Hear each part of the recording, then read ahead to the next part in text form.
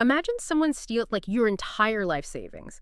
They completely ruin your professional reputation, they burn down your house, and they leave you with absolutely nothing. Oh, wow. Yeah, and your only logical, rational response to this total devastation is to look at them, smile, and say, "Thank you for balancing my cosmic checkbook." I mean, that is a completely jarring scenario for most of us to even visualize because, our entire modern societal framework is built on this pursuit of justice, Right. fairness, Oh, holding very. people accountable when they cause harm. Like, when we're hurt, we want this situation corrected. Exactly. We want to fix the script. We want the villain punished. But today's deep dive is plunging into a source that demands you don't touch the script at all. Yeah, not even a little bit. Right. In fact, it argues that trying to fix the script is the very thing keeping you trapped in misery. We're looking at an excerpt from a 2011 text by a writer named Sui Feng. It's titled, "Flexibility and Tact Are Also Essential for Chanyuan Celestials Cultivation," and it outlines the core worldview of a spiritual community known as Lifechanyuan. It really does. And this text presents this fascinating, almost overwhelming blend of karma, the impersonal laws of the Tao, and the overarching architecture of what it calls the greatest creator. What we're looking at here is a philosophy of just radical, uncompromising acceptance. The greatest creator in this framework it's not necessarily a personified deity sitting on a cloud passing judgment. Right, not like the traditional view. Exactly. It's more like a supreme architect of a perfectly balanced, self-correcting cosmic machine. Yeah.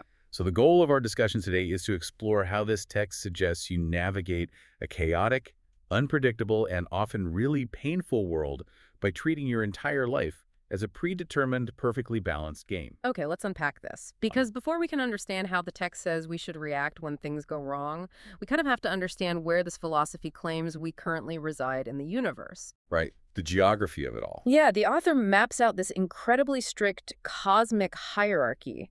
And this entire map is based around a single, non-negotiable metric, which is harmony. Right. And the text introduces us to these higher realms of existence. It names very specific places, like the 1,000-year world, the 10,000-year world, and the Elysium Celestial Islands continent. The names alone are intense. They are. And the defining characteristic of these spaces is absolute zero conflict. I mean, there's no contradiction, no struggle among lives, no friction of any kind. None at all. None. It is a state of perpetual mutual respect and harmony. And then on the complete opposite end of that cosmic spectrum, you have what the text bluntly calls the lower levels of life. Yeah, capital L-I-F-E. Right. And for anyone listening who, thinks highly of human achievement, brace yourself, because human society and hell are grouped together in this lower tier. It's a pretty harsh grouping. It really is. They're defined as places where conflict, struggle, and contradictions are just the fundamental laws of nature. And the author actually points to the geopolitical realities of our own world to prove this mechanism. They observe that countries or regions or even just individual families that are plagued by constant internal struggle and infighting, Yeah. they tend to be mired in poverty and backwardness. Meanwhile, peaceful, affluent places are tranquil and civilized. So in this worldview, struggle isn't some noble pursuit of justice. Right. Struggle is literally the definitive marker of a lower existence. And it makes me think of those higher realms, like the 1,000-year world, not as some exclusive VIP lounge with a velvet rope, but more like a highly sensitive semiconductor clean room. Oh, that's a great way to put it. Right, because in a microchip clean room, even a single microscopic speck of dust can ruin the entire manufacturing process. Exactly. The room has to be absolutely sterile. And the text seems to be saying that the gates to these heavenly kingdoms are actually wide open to anyone, but we aren't allowed inside because we are essentially covered in cosmic dust. Yeah, we contaminate the whole place. We would ruin the zero conflict environment. So if the gates are always open, as the text says, what specifically is keeping us out? Well, what's fascinating here is the text list of disqualifiers for heaven, because it goes way beyond the obvious moral failings. Okay. Yes, if you are greedy or lazy, cunning, or cruel, you bring dust into the room. If you harbor resentment or hatred, you are obviously disqualified. Sure, that makes sense. But the text digs so much deeper into the human psyche. It explicitly states that if you pursue wealth, power, status, or fame, you are unfit. Which, I mean, that wipes out the primary driving force of like 99% of modern human society. Oh, absolutely. The ambition to improve our standing is practically hardwired into us. It is, but the text goes even further than that. The most striking disqualifier is this. If you are attached to your own views, your own opinions, paths, and perceptions, you are fundamentally unfit for heavenly life. Wait, really? That is the part that really stopped me in my tracks. Just having a strong personal opinion keeps you out of heaven. But in our culture, having strong convictions is usually celebrated. We're told to, stand our ground and speak our truth. We are. But think about the mechanics of holding a strong opinion within the context of that clean room analogy you made. Got. Holding tightly to an opinion inherently creates friction. If you insist your view of politics or religion or even, like, how to load the dishwasher is the absolutely correct one. Right, I do have strong opinions on the dishwasher. Most people do. But the moment you do, you are immediately in contradiction with someone else's differing view. And the golden rule of the 1,000-year world is zero contradiction. Wow. Yeah, the text equates being firmly attached to your own perception of reality with being a disruptive force. The beings who reside in those higher realms are described as flexible and adaptable. So they just go with the flow. Exactly. They don't dig their heels in. They view everything with ease and fluidity. So if our own attachments and rigidly held opinions are the dust that keeps us out of the higher realms, the text takes that exact same logic and ruthlessly applies it to our everyday conflicts right here on Earth. It really does. It pulls no punches. The author claims that if you find it difficult to coexist harmoniously with nature, or if you find it hard to get along with certain people in your life, the problem lies entirely, 100%, within you. Yeah. It is never the fault of nature. It is never the fault of the other person. This is just the ultimate removal of external blame, and it relies entirely on understanding how the text views the Tao. Right, the Tao. Yeah. In this framework, the Tao is the fundamental underlying operating system of the universe. It is meticulous, and crucially, it is completely impersonal. Impersonal how? It operates much like gravity. Gravity doesn't care if you are a good person or a bad person. If you drop an apple, it falls. Right, it doesn't judge. Exactly. Yeah. The text says the Tao operates with that same indifferent perfection, and it owes nothing to any life or any person. There's this really vivid quote in the source material that just hammers this home. Sufeng writes, "The path to heaven is open, but you refuse to walk it. The gates to hell are closed, yet you insist on entering." That imagery paints human suffering not as some, tragic affliction that randomly strikes us from the outside, Yeah. but almost as a bizarre, self-destructive hobby that we actively choose to participate in through our own stubbornness. See, I have to pause here and seriously push back on this concept on behalf of the listener, because the implications here are incredibly heavy. Oh, they definitely are. If we follow this logic, what do we say to someone who is experiencing genuine systemic oppression? Right. Like, if a person gets laid off because of corporate greed, or someone is betrayed by their spouse, or a natural disaster destroys their community, Okay. wait, if I'm suffering, it's 100% my choice. This text is suggesting that their suffering is entirely their own doing. That crosses a line from personal empowerment into something that sounds uncomfortably close to victim blaming. The discomfort you're pointing out is a very natural, understandable reaction to this philosophy. And we definitely aren't endorsing this view as an ethical guideline for society. Right, just to be clear. Exactly. Right. But to understand the text, we have to purely analyze its internal mechanics. Sufeng's philosophy operates on the concept of an absolute, closed-loop karmic mechanism. Okay, a karmic mechanism. Right.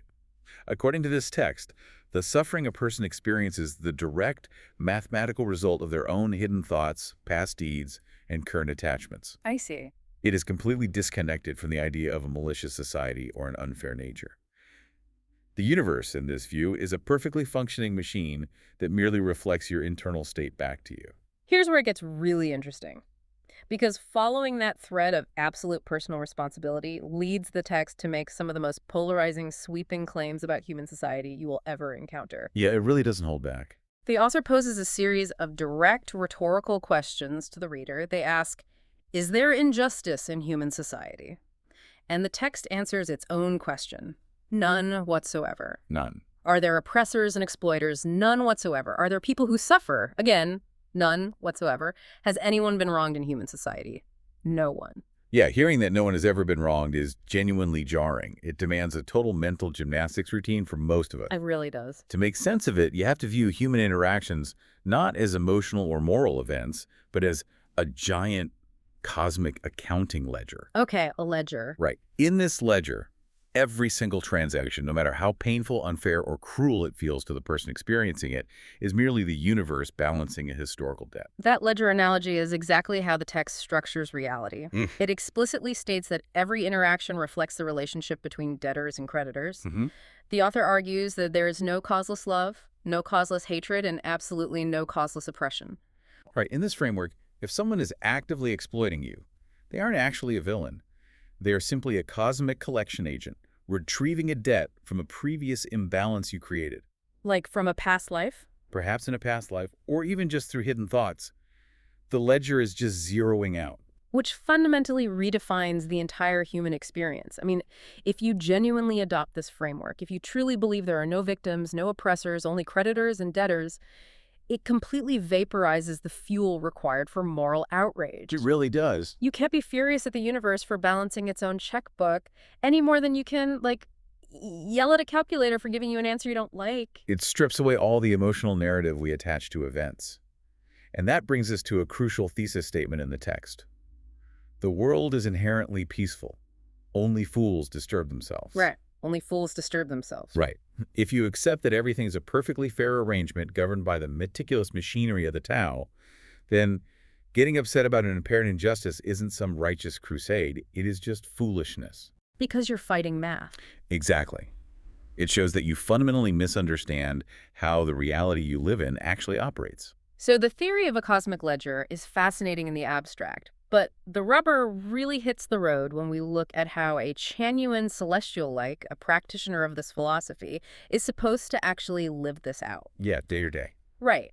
The text doesn't just leave this as high-level theology. It provides a highly specific, practical playbook for reacting to everyday adversity. It systematically breaks down the common grievances we all face. Yeah. Take deception, for example. Right. If you find out you have been lied to or scammed, the text instructs you to simply say, so be it. Just so be it. Yep. If being deceived is a destined event in your life path, your job is to accept it gladly rather than fight it. The author even writes, "When people are good, others may deceive them, but heaven does not." That's a great line. It all circles back to placing absolute trust in the greatest creator. You're essentially handing over your human need for immediate, visible fairness and trusting that the ultimate invisible outcome will be perfectly just. And the text also tackles the very common feeling of being owed something or feeling like people are taking advantage of your kindness. Oh, that's a big one for people. Oh, totally. It asserts that the universe's balance of positive and negative energies is perpetually zero. It quotes an old idiom to illustrate this: lose at dawn, gain at dusk. I like that. The mechanism here is that whatever energy is meant for you, whether it is a gain or a loss, cannot escape the closed system of the Tao. So if someone takes advantage of you, arguing or demanding restitution is just a waste of energy. The universe will refill your account by dusk. You know, when I was reading the section about being taken advantage of, the analogy of the sun really stood out to me. Oh yeah, that's a powerful one. The text actually uses this specific imagery to reframe the feeling of being used. It suggests that if people take advantage of you, it shouldn't make you feel small or victimized. Rather, it proves you have something valuable to offer. It proves your inherent abundance. Like, the sun doesn't get angry when a field of crops uses its light to grow. It doesn't feel ripped off or depleted. It just keeps shining because its supply of energy is functionally infinite. That reframing completely flips the modern survival mindset. The text says Buddhas do not seek advantage. They allow others to gain from them. Giving is a beautiful joy. Which is so hard to do. Very hard. But instead of fiercely guarding your time, your money, or your emotional resources, you are instructed to view yourself as an endless, renewable resource. You remain entirely undisturbed by those who take from you. And it says the same about insults, right? Yes. If someone hurls an insult at you, the text argues that the insult has no physical weight. It only reveals the internal ugliness and spiritual poverty of the person throwing it. It literally cannot tarnish your true self unless you accept the insult and let it create friction. That is incredibly empowering if you can actually, train your brain to internalize it. But I find myself wondering about the extreme edge cases. What do you mean? Well, it's one thing to ignore a petty insult or a bad business deal, but what about when you're trapped in a situation with someone who is actively, consistently making your daily life miserable and you have no immediate way out? This raises an important question about the limits of human endurance, and the text provides a really culturally rich answer for how to handle prolonged, extreme provocations. Okay. It brings in the famous mythological figure of Sun Wukong, the Monkey King from Chinese folklore. Right. For those who might not know the story, Sun Wukong is this immensely powerful, rebellious, immortal monkey who eventually gets punished by being trapped underneath the crushing weight of the Five Elements Mountain for 500 years. Exactly. And the author uses that specific story as a metaphor for our own prolonged struggles. The text compares being trapped under a mountain to having to deal with an unreasonable person, a toxic boss, or a seemingly impossible life circumstance. Okay, so the toxic boss is the mountain. Yes. And according to the philosophy, since this encounter was predestined by the Tao, you must accept it as part of your life's meticulously planned arrangement. Even being crushed under a mountain by an unreasonable force is, in the grand scheme of the universe, just a temporary, finite trial. So we can translate that 500-year trap directly into the mundane frustrations of daily life. Definitely. Think about that coworker who constantly takes credit for your work, or a neighbor who goes out of their way to harass you. Shuifeng is essentially saying that this coworker is your Five Elements mountain. Right. And your reaction shouldn't be to furiously email HR or scream at the neighbor to fight the mountain. Your job is to just sit under it, remain internally tranquil, and wait for the cosmic timer to run out. Because while 500 years feels like an eternity to a human, for an immortal being, it's just a brief timeout. A timeout, yeah. The distinction the author makes here is between life, with a lowercase l, which refers to our finite biological time on Earth, Okay. and life with a capital L, which signifies our eternal spiritual existence. The text explicitly states, life is finite, life is infinite. Oh, I see. Because your true essence is eternal, you can afford to patiently and joyfully wait out any mountain, knowing it will eventually crumble while you remain intact. But if we follow this logic all the way to the end, if every single grievance is just a balanced ledger and every prolonged trial is just a temporary trap we're supposed to peacefully wait out, Yeah. what is the actual point of our existence on Earth? Why are we here experiencing this at all? It's a great question. Because the text concludes with a perspective that is so grand and detached, it basically reduces the entirety of human striving, ambition, and suffering to literally just a game. It does. The author describes our biological life as nothing more than a journey. And all the events, tragedies, and encounters along the way are categorized simply as scenic spots. Scenic spots. Yeah. If you're on a road trip and you drive past a scenic overlook, you don't get out of the car and try to fundamentally alter the landscape. You observe it, maybe you appreciate it, and you keep driving. You don't try to change the mountain. Exactly. The text explicitly states there is no need to change anything in the world, nor should we insist that reality align with our personal will. There is a quote that perfectly captures this radical detachment. Without me, the earth will still turn, people will still live, seasons will cycle, flowers will bloom and fade, all providing scenes and props for my amusement. Scenes and props. Scenes and props. The entire planet, the global economy, the changing seasons, the people you meet, it is all just a cosmic amusement park built solely for your observation and entertainment. It is the ultimate rejection of the human savior complex. We spend so much time believing we need to fix the world, or at least fix our own small corner of it. Oh, definitely. But the author firmly states they have nothing to fix. Their only task is to adapt, to act according to their natural state, to handle relationships lightly as they come and go, and to treat both work and daily life as mere amusement. Just amusement. Yeah, they completely trust the greatest creator and the Tao to handle the heavy mechanical lifting of running the universe. I just marvel at the ultimate conclusion of this worldview. It requires complete, absolute surrender. Total surrender. Reading this, I kept thinking about how liberating and honestly how terrifying it would be to actually achieve that mental state. Oh, absolutely terrifying. Right. Imagine waking up, walking out your front door, and genuinely believing in your bones. Whatever happens today, happens.